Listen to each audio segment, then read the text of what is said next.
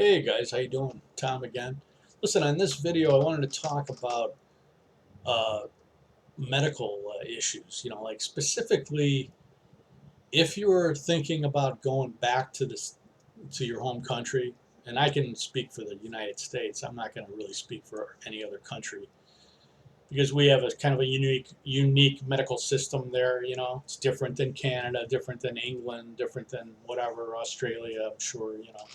So I'm just going to talk about, going back to the U.S. And I actually got this thought came into my head because I just watched this vlogger that I watch, a Philippine vlogger who recently did go back to the U.S. like just whatever, like within the last 3 4 days, I think, after being in the Philippines for several years, and I think never having gone back to the U.S. I believe, in like 5 or 6 years, right? And he wanted to go back for you know some medical issues, and I think he must have just figured that, hey, my doctor, I had a regular doctor in the U.S. and I could go see him, or I'll just go back to the States and I'll be able to set up an appointment and get in to see him right away or whatever. You know what I mean? Like, I think he probably must have thought that, right? Well, I guess it didn't work out that way because his doctor wound up going to another office, right? With probably in another network, right? Everything's networks now, PPOs and HMOs and all that stuff. And even I think Medicare has sort of like different types of Medicare Advantage and all this stuff where you got to use certain networks near where you live in order to utilize the medical benefits. So I think, the bottom line is I think he thought that he was just going to go home and, boom, get in to see his doctor right away and, get to the bottom of whatever is ailing him. But unfortunately, it didn't work out that easily for him. And so I wanted to talk about this. I started thinking about it and I was like, well, okay, so let's just talk about, let's say you wanted to go back to the US and I guess whether you still had medical insurance there or not. But if it had been sort of a fairly short amount of time, like within a year, like in other words, if you saw a doctor in the U.S. right before you came to the Philippines, like I did, okay, about 3 weeks, I had a physical about 3 weeks before I came here. Now, let's say 6 months from now, I want to go see that doctor, or I need to go back to the States or something, right? And I want to get something, taken care of in the U.S. I'll probably be okay, because I'm still in their system. They know me. They just saw me 6 months before that, or whatever. So there won't be really any issues as far as like, him changing networks or whatever. That's unlikely that that would happen, right? But I would say that, yeah, you do have to, like in my case, I'd have to make sure that I kind of hang on to my medical insurance in the U.S., which I don't know how much longer I'm going to be hanging on to that. You know what I mean? Like, maybe till the end of this year. I don't know. I really haven't figured that out yet. Um, but but I know that if it hasn't been a long time, at least I'd be able to see the doctor. Like even I don't know. Like if I maybe got some kind of travel insurance or something, and then before I went back to the U.S. that covered me in the U.S. You know what I mean? And then was able to at least see my doctor, the guy who kind of knows me, and has done a couple physicals with me at least in the last few years. It wouldn't be an issue. But if it's been like a while, like some of you guys maybe you've been in the Philippines for several years, and then you want to go back.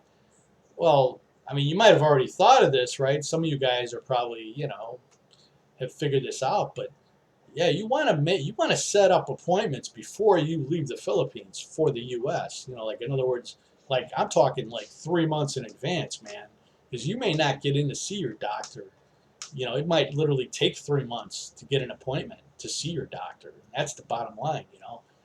So don't just think you're going to go back to the U.S. and you're going to spend all this money on an airplane ticket too, and then just like get right in to see your doctor.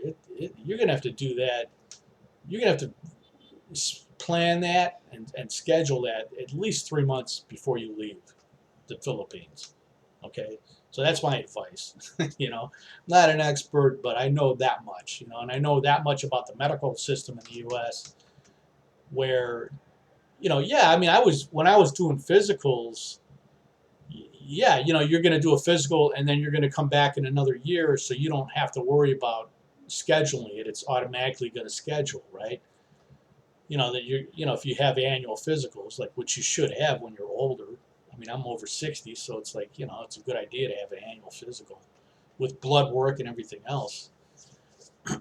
So anyway, so that's kind of what I'm getting at with this video. I just want to remind guys that, you know, if the way it is in the U.S., maybe the last time that you saw your doctor in the U.S. had been 10 years ago or 5 years ago even. Things might be different now, and you just have to know that you're not going to necessarily get to see them in short notice. I mean, I made a physical appointment on short notice, and it was like I needed at least 2 months notice. You know what I mean? Like I was trying to get in actually in April because I was leaving in early June, and I called them in February, I believe. And I figured out, because I didn't know that I was going to have another physical right before I left. You know, I was thinking, but then I thought, no, it'd be a good idea. So I called, I think it was February, I think, mid-February, whatever. And I tried to do it for April, and they were like, no, they're booked up. I couldn't get in until mid-May. So again, 3 months, you know. So just as a reminder, you know, yeah, because and most guys' medical insurances, unless you got some kind of incredible government medical insurance from a government job that you had for 20, 30 years and you're getting pension and you're, you know, unless you have some kind of global medical coverage, which, you know, it would be great. You know, you're likely, you know, like whatever insurance you have in the U.S., if you're not paying for it, if you just have it from some previous job, it's not likely going to cover you in the Philippines unless it is, in fact, global coverage, you know. But even that, like, you better check with that, because if you're, what global coverage could mean is, yeah, if you're visiting another country, if you're on vacation in the Philippines or anywhere else for a month or even 2 or 3 months, they might cover you. You know, if something happens, your insurance may cover you. But if you're living in another country, okay, and it's been like freaking years since you've been in the U.S., you know, they're going to know that, right? Or they're going to know that, and don't figure that they're going to cover your medical insurance in another country. You know, if you're living in another country, sometimes that's only for traveling for short times. You know, for visiting. You know, just like, by the way, my Google, on a related point, my Google Fi cell phone coverage, which is really excellent plan. I mean, I was paying like $30 a month, man, for 1 gig of data and, you know, phone and text, like unlimited, you know, like phone and text. But you know what they did though? Because I've been here for over 3 months in the Philippines, you know, like living, they discontinued my data.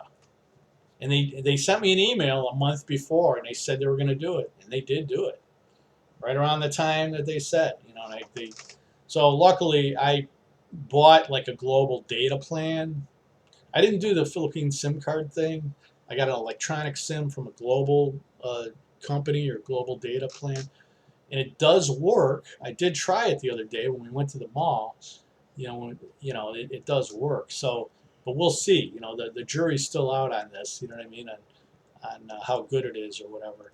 I'll let you guys know. And if it's any good, I'll recommend it. You know, for some of you guys. You know, whatever. But just so you know, you Google Fi guys out there, and I've got Pixel phone and everything, man. I'm like, you know, all in with Google, right?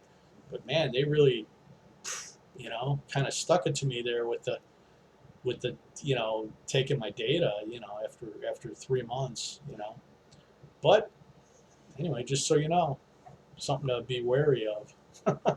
You know, I still have their phone, right? Because their phone and text allows me to text for free still. You know, like even in the Philippines, you could text somebody in the Philippines and there's no charge. as long as it's just a text, you know. Or obviously you're texting people back in the U.S., your relatives or whatever, no charge. Phone calls, however, when they know you're in the Philippines or you know you're overseas, it's at least in the Philippines, it's 20 cents a minute. And that, and guess what? Whether I call somebody that's in the Philippines, also like you know like a Philippine phone number while I'm in the Philippines, doesn't matter because my phone number is still U.S. based with Google Fi, so that's long distance. And so you would think, oh, well, then, but couldn't you call somebody in the U.S., like a relative? No.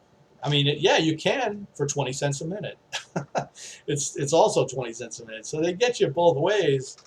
And plus, when you call the U.S., you have to hit like +1 before the number. You can't just hit 1-800.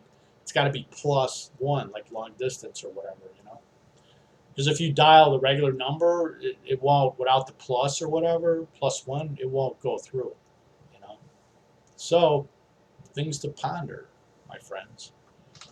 So, but that's about it, guys. I just wanted to touch on that subject. And again, I'll talk to you guys later. Have a great day. Please like, subscribe, comment, all that stuff. All right, thanks a lot. I'll see you later.